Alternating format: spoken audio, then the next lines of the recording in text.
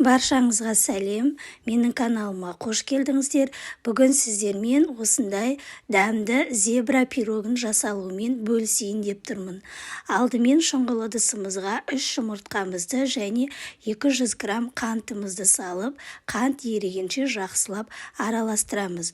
Бұл жерде барлығының мөлшерін осындай бокалмен өлшеп жасасаңыздар болады.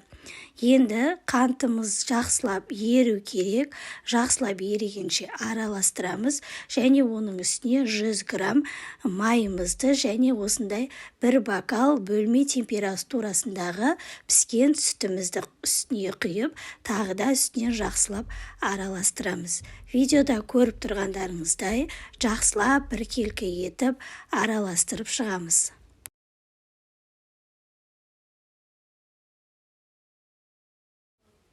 Енді оның үстіне осындай бір бокал арнайы ситодан өткізілгенмен де осылай сіздерде електен өткізіп аласыздар.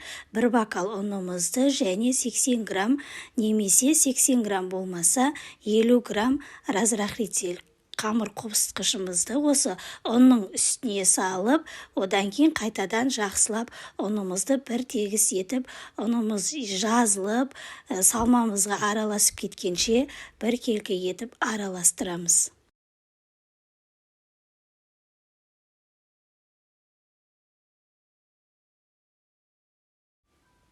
Енді оның үстінен тағы да бір бокал толтырмай ұн салып, тағы да жақсылап араластырамыз. Сонда бізде бір тола бокал ұнмен сәл толмаған бокал ұн болды. Сонда 2 бокал ұн қосамыз. Сосын оны жақсылап араластырып, тағы бір ыдысқа осы салмамызды теңдей қылып 2 бөлікке бөліп аламыз.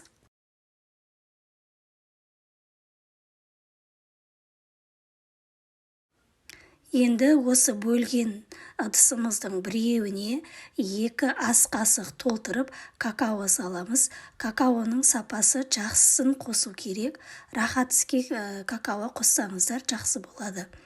Міне осылай 2 қасық какаомызды салып, біркелкі ол еріп сіңгенше жақсылап араластырамыз. Одан кейін екінші салмамызға 1 ас қасық ұнымызды салып, оны да жақсылап араластырамыз.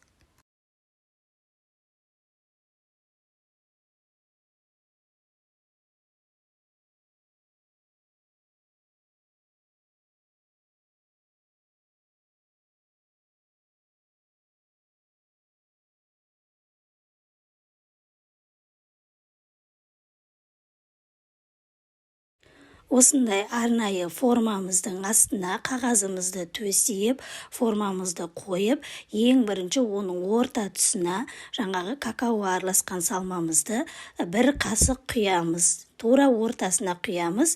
Одан кейін оның үстіне екінші салмамызды осылай үстіне саламыз. Дәл осылай кезек-кезек енді какао араласқан салмамызды саламыз. Одан кейін жаңағы екінші салмамызды саламыз. Үстінен бірінің үстінен бірін ортасына осылай құйып шығамыз. Сол кезде бізде ол жазылып бірдей масса болады.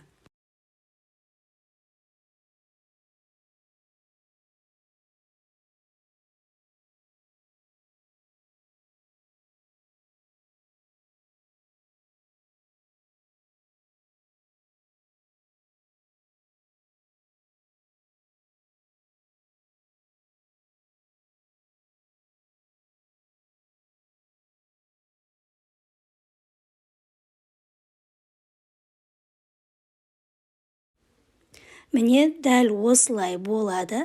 Енді осыны құйып болғаннан кейін зубочистканың көмегімен бірінші астынан үстіне қарай осылай зубочистканың көмегімен осылай сызып шығамыз.